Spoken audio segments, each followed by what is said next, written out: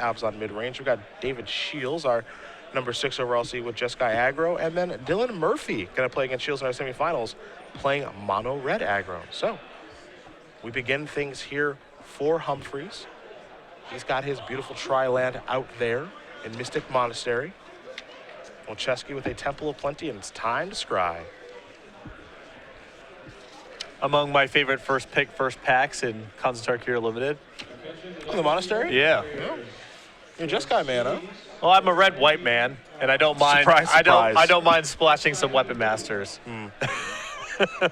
I'll take them. It is a very efficient trick, after all. Humphries will untap, draw a card here. Picks up a copy of Disdainful Stroke. Against Trevor's deck, a little bit different take. What you're going to find here, no copies of Goblin Rabblemaster in the main deck. 3 Bramaz, 3 Seeker of the Way, 4 Mantis Rider, and then a Narset. A little bit different of a spell suite as well, so.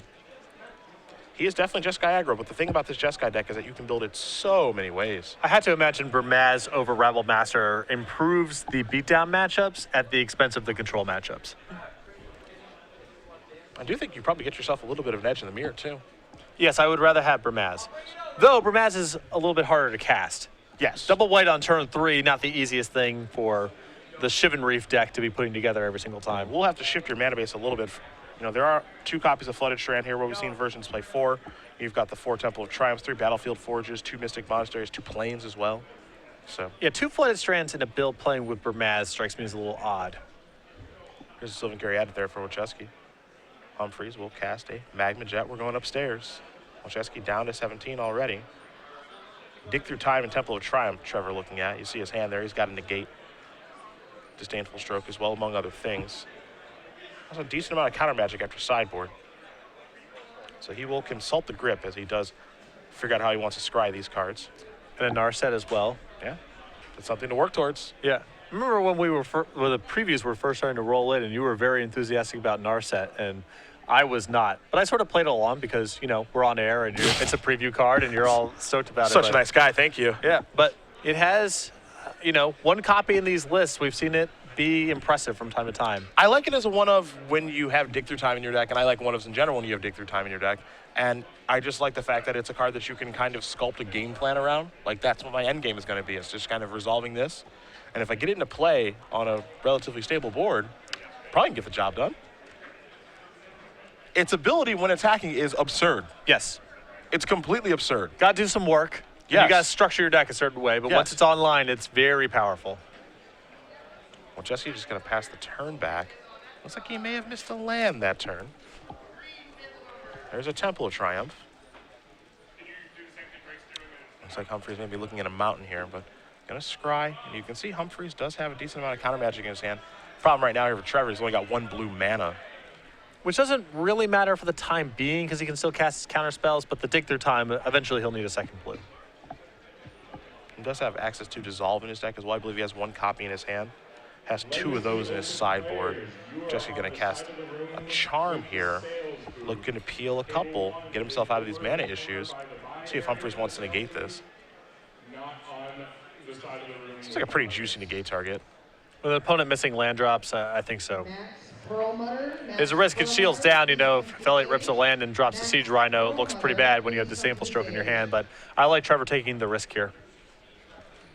Doesn't look like he found the land.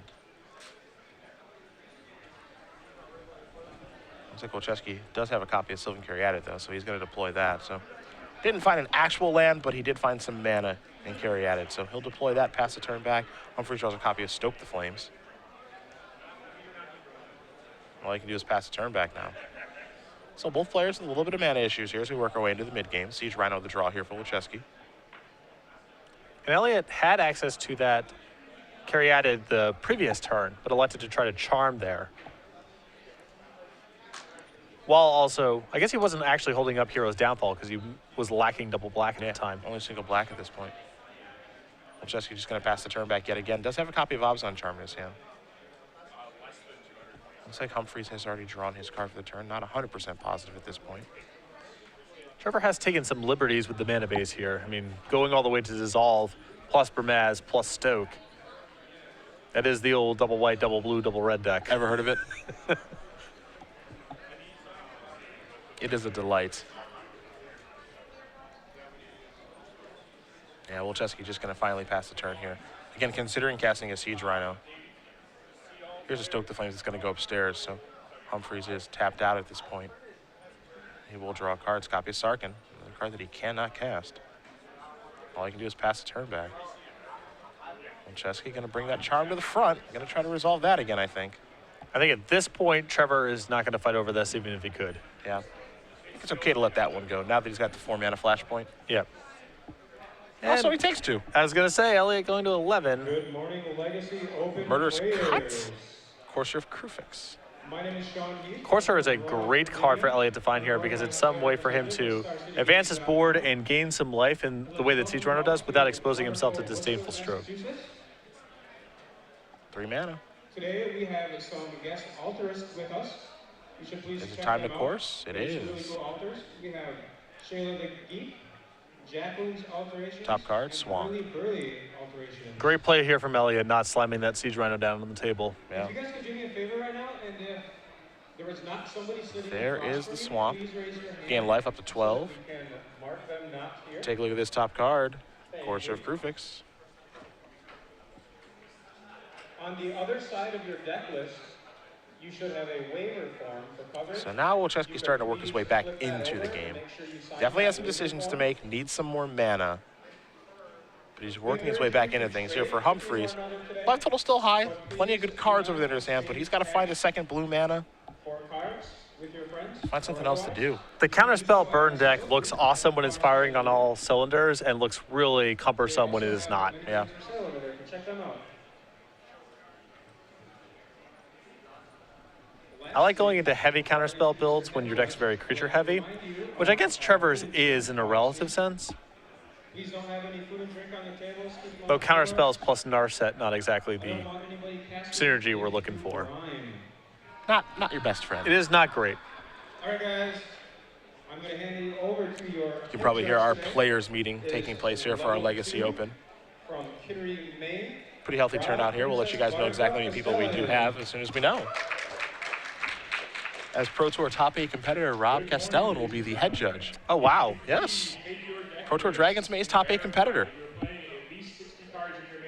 And Hostilities the draw. An embarrassment of riches for Trevor. Look at all these powerful cards, none of which I can really cast. It's very humbling when you have 3 dual lands in play and like 6 cards you can cast a spell. Yep. Temple of Plenty on top. God, I'm land and color screwed. Yeah. So frustrating. I have it all, yet I have nothing at all. Yeah. And Elliott's got to be sitting there going, what on earth is going on with that hand? He set me up for the biggest wrath of all time, Yeah. which wasn't necessarily true. It kind of is now. Another Courser. Temple of Plenty going to come into play. He's going to gain 2 life, up to 14 now. We'll take a look at the top card here for the Scry in just a moment. That's a Sandstep Citadel. Okay, Let's see where that's going to go. please write your table number in the upper Bottoms up. right-hand corner of your Jessica doesn't need that, so we'll see what this will be. It's a Temple of Silence. Judges, please begin collecting deck lists. And an attack for 2. Going to put Humphries down to 18. I can't wait to see what this draw step's going to be. Aha! All right. It's on a bit of a time delay, but the second blue is here. Temple of Epiphany is what Humphries has found. Welcome to the party. Indeed, indeed. Time to scry. Top card stays on top. This means if you're not in your seat when the round begins, you'll receive a game loss. If Just going to give it a long look. when 10 minutes He'll have expired, you'll pass the receive a turn back. loss and be dropped from the tournament. Legacy is very Wolchesky will draw. Temple of Silence. Top card now. Thoughtseize. That is not what I would want to see if I was Trevor. Yeah. If I'm Elliott, I don't even care about taking any cards. I'm just curious. Yeah, what's over there? Hey, buddy, what's going on? What are you doing? Looks like Wolchesky wants to play that Temple. Though he does have a Swamp in his hand that he's been holding for some time. Temple's going to come into play. He's going to work his way up to 16, players, before undoing we all the begin work the Stoke the Flames the did. next round, I need to make sure that everybody's here. So You have to if I imagine call he's going to your leave the name, Thoughtseize on top of his deck. please make Seems like a really good yourself card right now. known. But he's actually going to go to the bottom. Jason Wow, Bouchard. okay. Oh, well, Jason one good Bouchard, card deserves you can another. come Sure. to you. Elspeth on top. Going once, going twice. All right, Jason Bouchard, you dropped. Stephanie Dumoski, are you in the room? Let's see what else Wolchesky wants to do on this turn. Dumoski. I mean, he has to be a little bit curious about what's going on, obviously. Yeah. And that both players do have access to each other's sideboards. So, again, they're working with really, really good information. So Elliott knows that Trevor has access to a card like End Hostilities.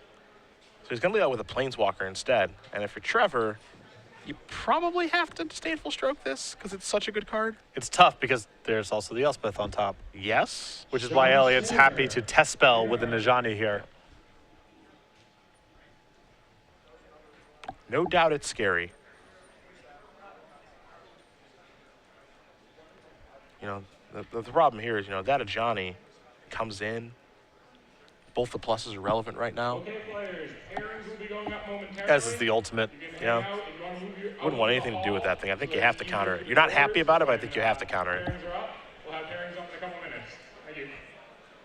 Coursers, hiya. In for 4. We will also be tweeting pairings Humphries going to go today. down to 14. If you go on Twitter, Let's see what Trevor's draw is this turn. Now that he's finally got 2 blue mana. It's another copy of Temple of Epiphany. This seems like a relatively good spot to cast in Hostilities, I think. Well, it depends how much resistance he has to the Planeswalker after the fact. I mean, does he have to try to build towards Dissolve backup? Maybe Or I Stroke backup or something? I don't know. I feel like the big plan here, if you're Trevor, because you're just drawing your 6th land, assuming that he does have Narset in his hand, is to cast in Hostilities, play your Temple, scry, do whatever. Next turn, the likelihood of your opponent casting Elspeth is pretty high. You play Narset, and you hope that your Narset is better than their Elspeth and their other stuff. That's one route. The other thing I could see doing here is just playing a land here, saying go, assume that your opponent will respect the counter spells, do something innocuous, dig, and then be able to play any Hostilities with counterspell backup based on what you dig through. Okay. At this point, with an opponent with a full grip and 7 cards in hand, and the way that Elliott's been playing, very mindful of counterspells, I think putting your shields down this turn is a huge risk. Trevor going to scry here with his Temple. Maybe he has to end Hostilities because you just cut Elliott off of so much mana.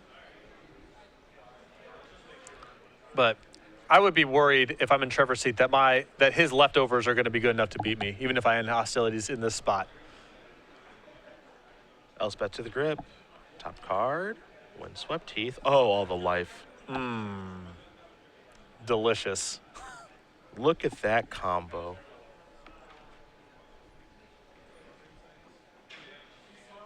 As you mentioned, Wolchesky's leftovers are quite good. A couple of rhinos. He's got a lot of nice cards over there. Going to start by playing the Heath. Going to gain 2 life, go up to 18. Let's see what the top card is now. Urborg. That one doesn't matter too much.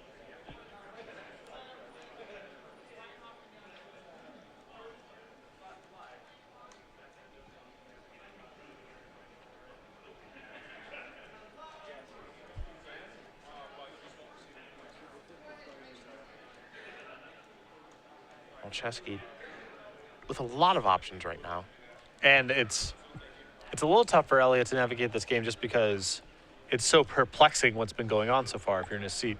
If you don't have the information, it does make you very curious about what Trevor is up to there. Trevor stalled on lands. He has drawn lands. He is still not casting anything. What could he possibly be up to? Do you know what that Plains is? That is from, I believe, Portal? Good eye. I think that's Portal. Good eye. I'm impressed, actually. Am I right? Do you know if I'm Actually, I'm like pretty confident you're correct. right? Okay.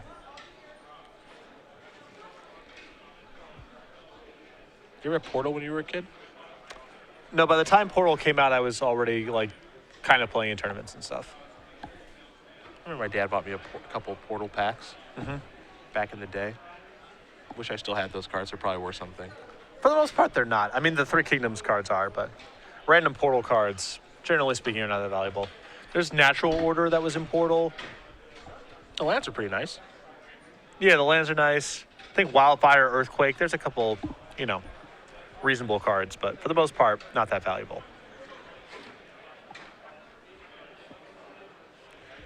Now I'm curious to see if Elliott tries to advance his board again. I don't know if he needs to. I suppose there's a world where he can just cast a spell and say, okay, Siege Rhino, do you want to counter this? Because if not, I get to at least drain you for 3.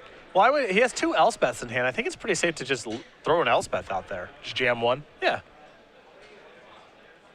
If it gets countered, it means that Trevor is not casting Dig through time this turn. You have a backup one. There's also a world, right, where Trevor believes that is the Elspeth from the top of the deck, and he only thinks he has 1. Sure. I'm not sure how I feel about doing nothing. Yeah, you have 7 cards in hand, and this doing nothing here may allow Trevor to do the tempo swing that he needs, which is dig, find a counter spell, and hostilities with counter spell backup, untap, start doing things. The counter spell he's looking for is Sustainful Stroke. He's only got 6 mana in play right now, so we're not in the world where he can go and hostilities plus dissolve. We're not quite there yet. Well, the alternative here is Trevor can also just say go again, take 4 more points of damage, and try to fire this back again next turn. Yep. Looks like he did find a stroke, though. Well, stroke plus land, that's the combo here. That is a delight.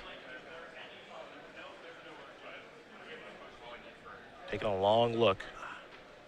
I mean, this is the sequence that I believe gives him a shot to win this game. Looks like he's going to take a Flooded Strand. Your scorekeeper. I do find that a little bit interesting. Like, taking a Flooded Strand makes sense because he wants another card in the graveyard for Dig Through Time. Though that 1 life that he will have to pay certainly matters. Now, he did draw a Mountain for the turn, so he could play that if he'd like. But we can't forget, Flooded Strand also gives another blue mana. That's not a bad spot to be in either. He's going to sacrifice the Strand right now. Looks like he's quickly searching for an island because there's a plains right in front of him. He doesn't want anything to do with that. You have 50 minutes. You may be Trying to play a little quicker now. A little confidence picking up, maybe? A little bit. Yeah, I think Elliott really needed to cast something last turn. I can respect it not being the Siege Rhino because and hostilities is on his radar at this point, but not casting one of the spare Elspeth, I think, is a misstep. I think you just have to do something. Yeah. Because, there's not like a flash threat hanging out in his hand. He doesn't have an Abzan Charm to my knowledge, so I feel like you just have to do something in that situation. Coursers don't provide enough pressure. And you're playing against a deck that, you don't want to give them the opportunity to dig through time after you don't do anything.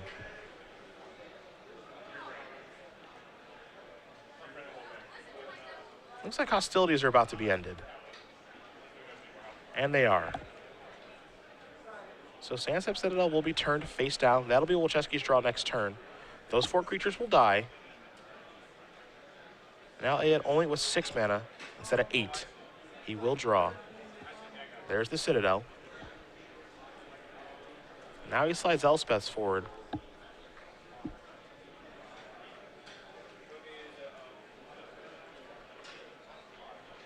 But the writing's on the wall at this point, what Trevor's been building towards this whole time. He's made it very clear. Yeah. This plus counterspell backup. Maybe it's time for a Moo Cow. The Rhino. It looks like he's changed his mind. He's going to go with Elspeth. Absolutely not. That will be countered.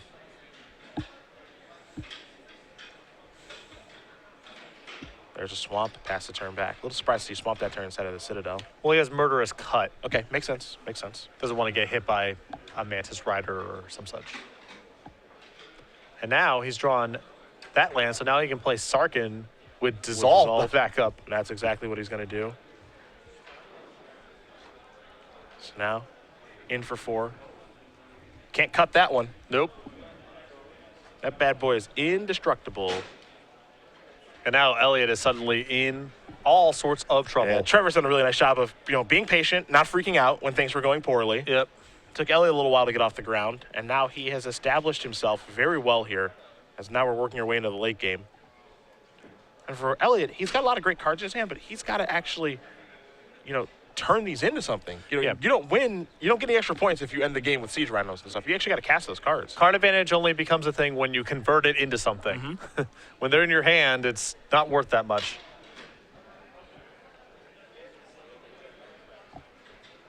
I believe Wolchesky does have a copy of Hero's Downfall in his hand. There's also an Utter End hanging out too, so Sarkin's not the end of the world. See, Humphries wants to take a look at the bin, see what's over there. A lot of cards down there. Murderous card will just cost a single black mana.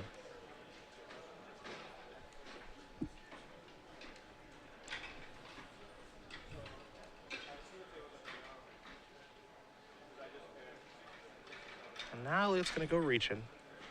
Looks like, trying to figure out exactly what he wants to do on this turn. He says, how about Hero's Downfall? Now, I am very curious if Trevor will protect, and he very quickly says no. I think he has a backup Sarkin in his hand, too, so he didn't even really think about that very long. Yeah. Or perhaps he had beforehand. Yes, he had already, I think, sculpted out his lines here. Dissolve on the Rhino. Time to scry. Top card to the bottom. We think, yes. Quick untap after the Citadel comes into play. I do wonder if maybe it's Narset time. Is he banishing like the draw? It's a nice combo. I mean, it gives him insurance against whatever the follow-up is. Yeah. Six Ba-ba-ba-bam. mana. It's showtime, folks.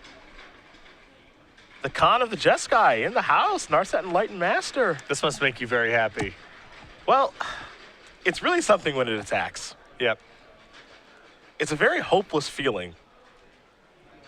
First strike and hexproof allows it to actually do a really nice job of beating Elspeth's tokens. Not to mention 3 power instead of 4. Yeah, it does match up, I guess, reasonably well against Elspeth. And don't forget, it's non-creature cards you get to cast. There's Thoughtseize. Timely. Banish Light and Sarkin, the cards that Wolchesky's looking at here.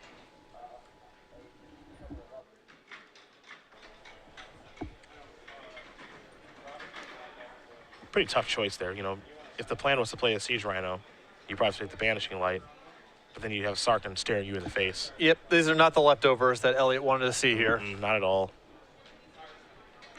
I bet he was hoping to see something like Lightning Strike. Land. Yeah, yeah, that too. Instead, delightful cards here for Humphries.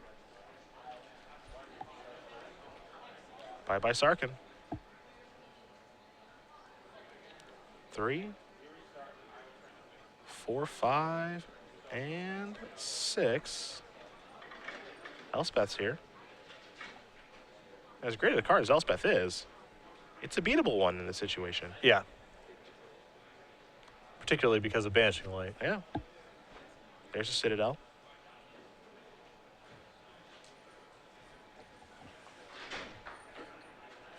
Big die.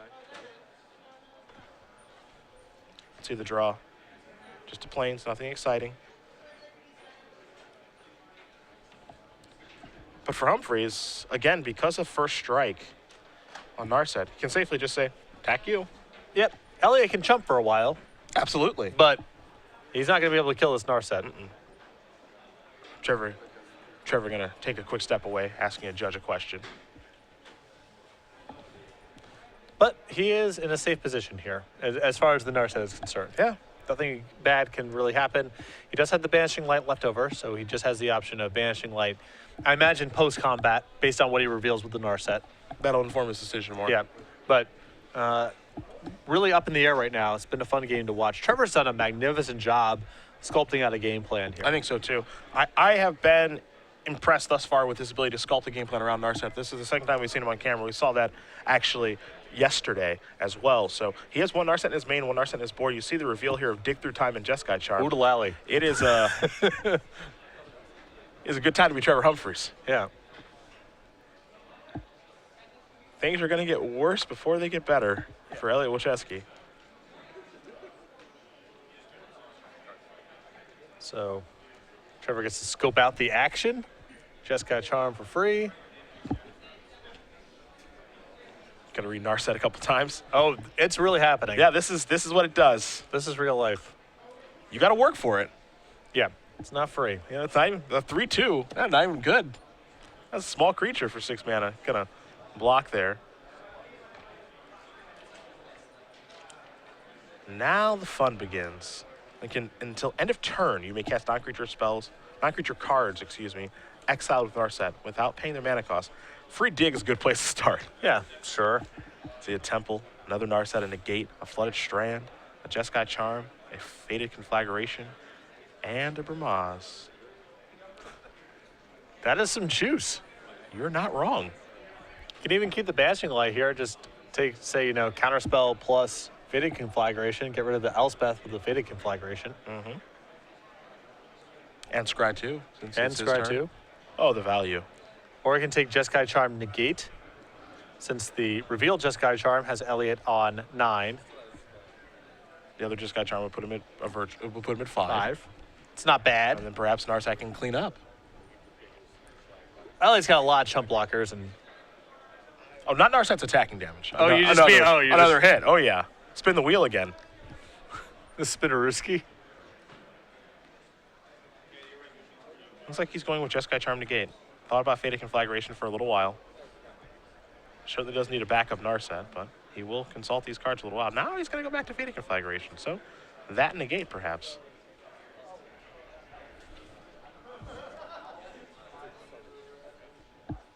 Conflagration is a little bit interesting in this situation. Does have the mana to cast it though, very, very easily. It just depends if he cares about keeping a Banishing Light in his hand. Yeah. So Jeskai Charm you most likely tie things up 9-9 here. So there are the 4 cards in the grip. Got the Conflag, got the Negate. Has the Plains and the Banishing Light. Starts by playing the Plains. Gonna reorganize some mana here. Here's 4 mana. Faded Conflagration. See you later, Elspeth. This is that's a favorite card of mine right now. Scry 2, Stoke, and Plains. This feels like keep Stoke, put Plains on the bottom, Yep. if that's the case. He might be going both to the bottom. Doesn't care about either. All right, let's change his mind. Yeah, it's pretty hard to give up a Stoke when you're looking at a Narset trigger again next turn. Well, of course, he'll draw. I mean, he'll draw Stoke. No, I'm just saying that it's so likely that he dies Yeah. from the sum of damage. Yep. Because now he's at a virtual 5. Yeah. And then Narset has a turnover, just 2 burn spells. And he's got to be feeling pretty safe with Negate plus Banishing Light as the last 2 cards in his hand. And Elliott with nothing but targeted removal as his leftovers here. That soldier will soldier on. Humphries down to 8. Just going to pass the turn back. Well, this also means that Trevor can now Banishing Light the token away, and that's 3 more damage. This is true. There's no instant speed creatures in this, or edicts in this Obzon deck, right? So, Let's take a look at a couple cards here. Stoke. Jeskai Charm. okay, well, Hell. never mind. Kindly leave. If Narset gets to attack once, it's probably hard to win. If it gets to attack twice, I think it's very hard to win. This card is a riot. Stoke you, Charm you, Stoke you. Negate backup. That is going to do it. Trevor Humphries going to win this match over Elliott Wolchesky. 2-1. Jeskai aggro going to move on thanks to the con of Jeskai. Narset Enlightened Master. For Humphries, he's going to face the boss. Yeah, so that was a pretty compelling match of Magic right there. Trevor did an incredible job of sculpting out a game plan. Execute. It's one thing just to play the cards in your hand